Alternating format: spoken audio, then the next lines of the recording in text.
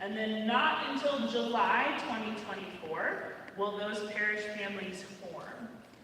And then those parish families have 3 years, from 2024 until 2027, to figure out what that looks like. And what I love in this whole process is that is happening at the local level.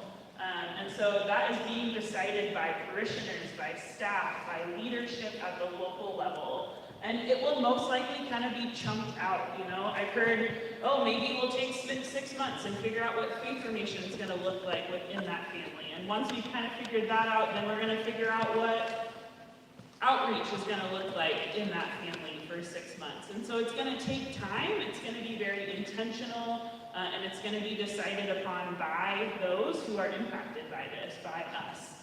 And so not until 2027 do the parishes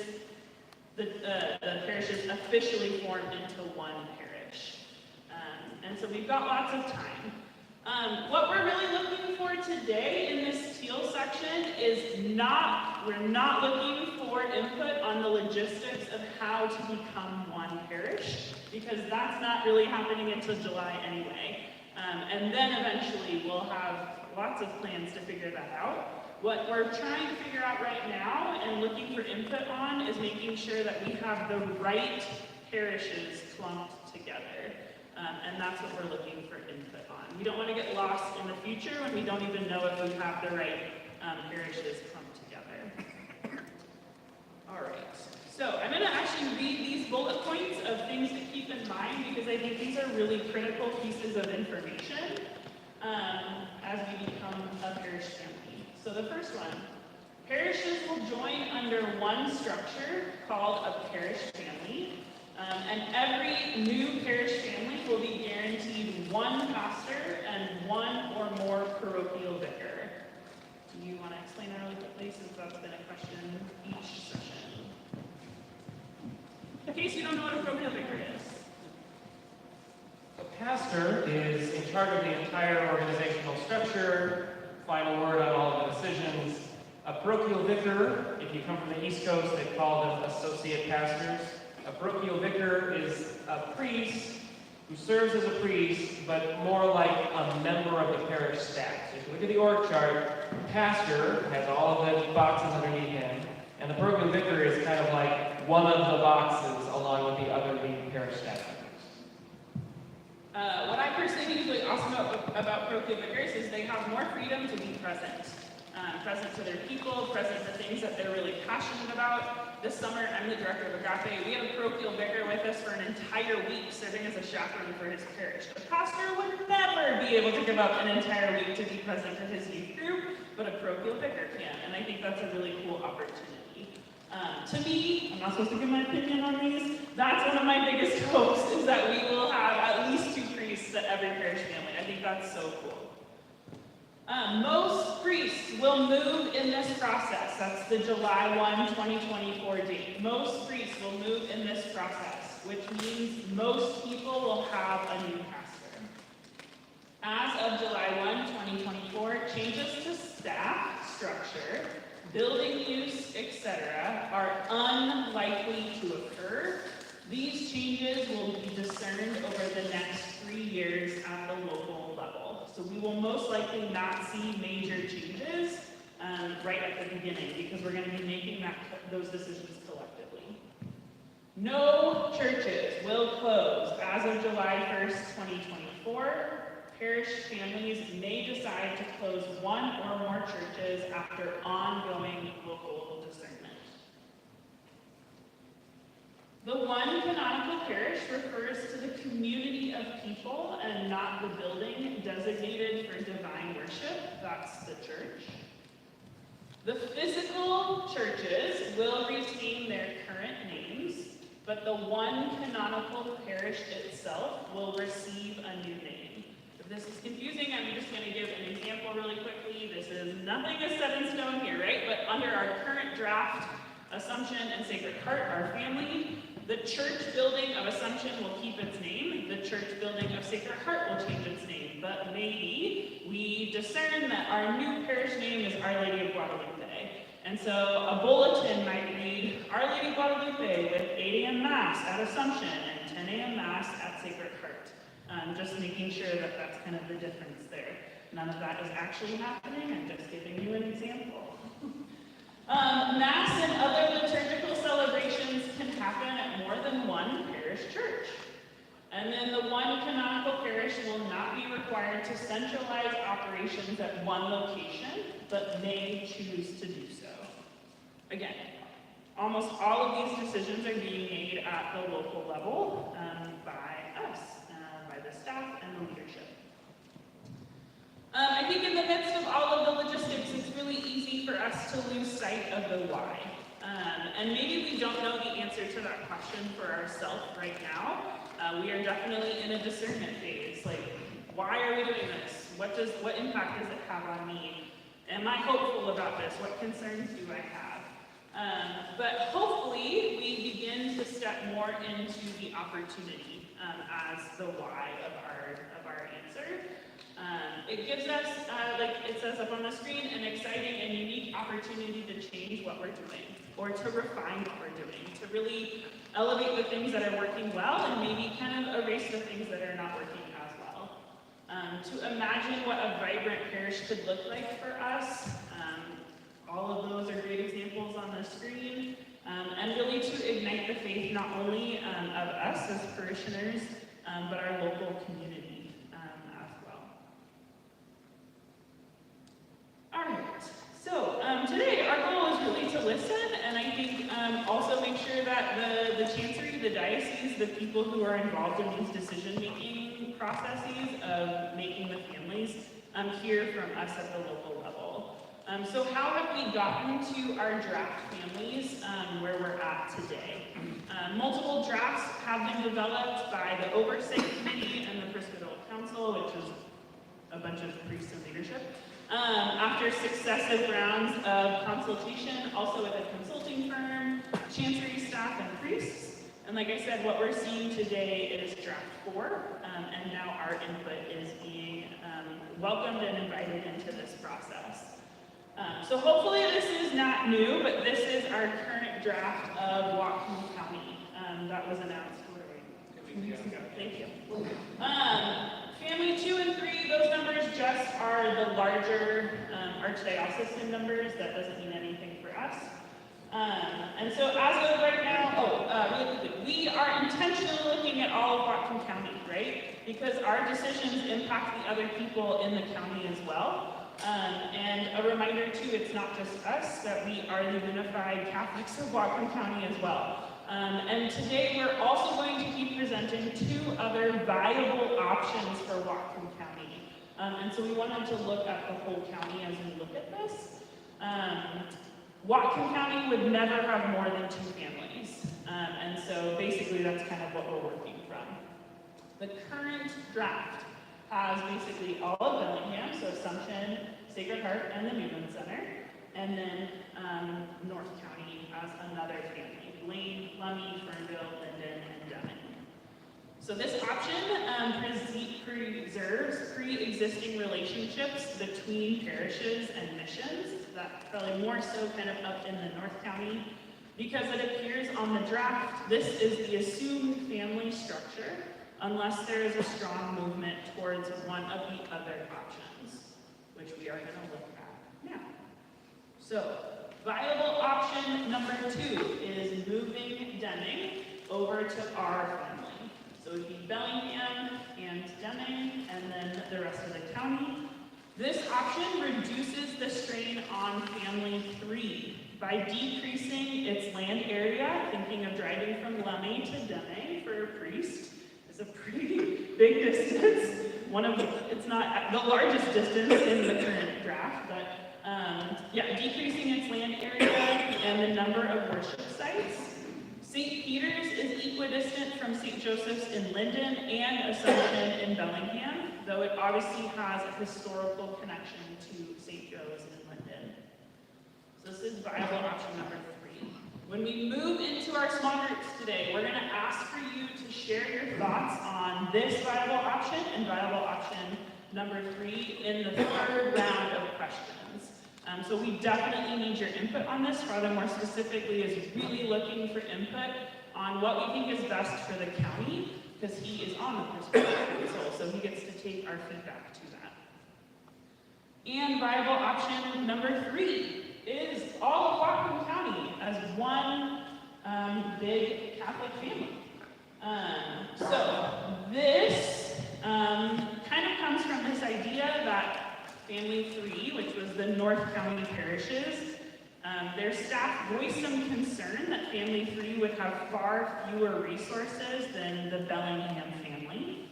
This option allows the resources that are concentrated in Bellingham to be used in all parts of the county, with the trade-off that if administration is centralized, there may no longer be an administrative center in North County.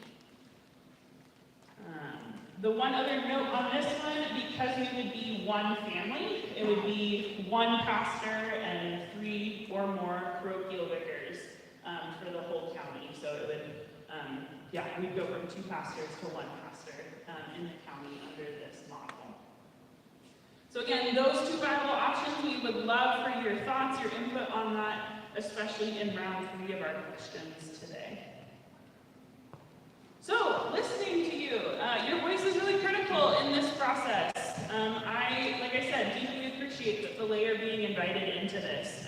It's much more of a communal effort than some other decisions that happen in the church. The lay to be invited here. We are going to break into small groups here in a second for our input on the current drafted parish families and those other 2 options. A note taker is going to try to capture the conversation as verbatim as possible. And these will be sent to the Chancery, where they will be read by at least 2 people at the Chancery level, and then a synthesis will be created for each draft family. And those will be taken to the Oversight Committee, Episcopal Council, Archbishop Aitchen as the final is prepared for January 2024. There is also an online submission form at this website, which we'll put up at the end. So if you feel like you have more to say than what you're able to say here, or if stuff comes up later that you want to get submitted, you can go to the partners website and fill that out on a survey. You can also send that to people who were not able to make it today. The Pastoral Council here at Assumption has also decided that we're going to read through all of the notes that come from our input sessions. We're going to kind of curate the summary of all of that and give that back out to everybody as well, so that we're really aware of what are the primary concerns and the primary hopes moving forward. Again, that goal of how can we care for each other and uplift each other as we move through this process. So logistically, what does today look like? We are going to be entering into spiritual conversations, knowing, yes, there's logistics and dialogue here, but the Spirit is also present in this movement. Knowing that we are welcoming each other in the uniqueness that you bring to this conversation. We encourage you to really practice active listening, and like it says at the bottom, we're listening to really hear and not respond. We're listening so that we can open our hearts and our minds to what people are having to say, and then know that we will also have the opportunity to share what's on our hearts and our minds. And so we just encourage everyone to step into that active listening. We, as the second bullet point says, we are going to ask you, and the facilitator will remind you if necessary, to refrain from crosstalk and or judgment. So when we move into small group, each person will have 2 minutes to share their concerns, and then another 2 minutes to share their hopes. And we're not talking over each other, we're not responding to what someone has to say, even if you agree with them. We're not like belittling their comment with like, oh, that's not a real concern or anything like that. Please share from your own experience. Obviously be mindful of the time in the ones that are not as timed. We're trusting and knowing that diversity in perspectives and backgrounds is a gift. I think I participated in a session or in a small group on Saturday, and I love to hear what other people were hopeful about in this process, because it gave, I'm like, oh, I hadn't thought about that. Or, oh yeah, that is a concern. We do need to think about that population as we move through this process. Please honor confidentiality. Showing up in a space that everyone has something valuable to offer. And even if the thing you wanted to share has already been said, make sure you say it, because having it again in the notes is important, but you might say it differently or add something to it. Logistically, we are going to ensure that everyone has equal time to share, and so the facilitator will have a 2-minute timer on their phone. For question 1, everyone will go around and have their 2 minutes. When the timer goes off, you can stop talking and the next person will be able to share. Give a little bit of a pause between each person so that the note taker can finish up their notes. After everyone has shared in those 2 minutes, each person will be able to share one thing that is resonating for you, one sentence or even one word from what everyone shared. So that's almost a space where you can kind of reflect back what you're hearing. And so that'll be round 1. And then round 2 will follow the same pattern, 2 minutes per person, all around the table. And then that one word or one sentence, kind of a summary of what you're hearing. And then it'll end with a little bit more of a free conversation, a back and forth, especially about the 2 other viable options. We'll have about an hour. Some groups have been finishing up a little bit earlier than that. And then we'll gather back up here for prayer as a large group. And the facilitator may just, do it a little bit differently, which is also totally fine. These are our 3 big questions. They are on that piece of paper by the pen box if you didn't get one on the way in. The first round is what concerns and challenges are you kind of worried about as we move through this. Round 2 is hopes and opportunities as we move through this process, or really about the proposed family grouping. So, do you see something different? What are your big concerns as if you're going to follow draft 1 of Assumption Sacred Heart and the Newman Center coming together, what are your concerns? What challenges do you see? What hopes or opportunities do you see in that pairing and that family as well? And then question 3 is where you can give some feedback on the 2 other viable options and just any other thoughts or feedback that are coming up for you. When we move into small groups, Father Moore will cue us to really sit and think for like 5 minutes. Pray through those questions, maybe jot down some thoughts that are coming up for you on that piece of paper before we start the 2 minutes of sharing. And so please honor that, and then he'll also have a timer up on the screen for the chunk of time. And yeah, I think we've kind of talked about that, sharing your thoughts on the questions. And there, again, no conversation or response. And then 1 or 2 words or sentences that you heard from other people. Facilitators and note takers, especially if this is your first input session, please make sure that you also share. Note takers, you can either have somebody else take your notes or put your own notes in afterwards. You don't have to think, talk, and type at the same time. It sounds like I'd shut down if I was asked to do that. So please make sure that you give yourself the opportunity to share.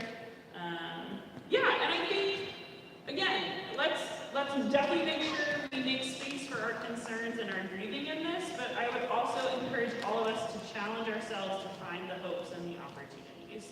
Remembering we are resurrection people, and so we also, even though we're on the way of the cross, and this might feel really difficult, we're working towards hope too. And so challenge yourselves to find those moments, or at least really create space to hear what other people have to say when it comes to hopes and opportunities. Okay. Couple minutes for questions about today or about the whole process.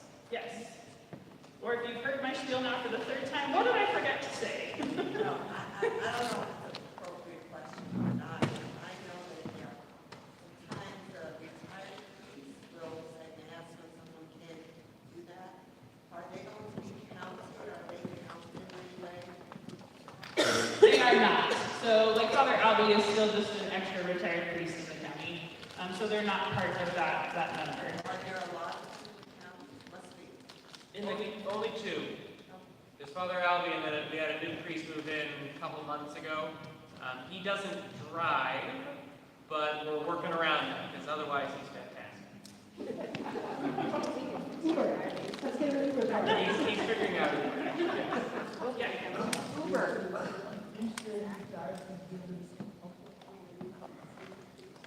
So, the question is, are other dioceses doing this? We are seeing this all throughout the United States. We are not the only diocese to do this. By my estimation, anecdotally, I think we're about 50% of the way through. So about 50% of U.S. dioceses have already done something like this. About 50% have not. And we're right there. So we've learned a lot from the 50% who have done it. But I don't think Yakima's done this process, or at least kind of the full process. I don't think Spokane has either. But when they do, we will have plenty of feedback for them.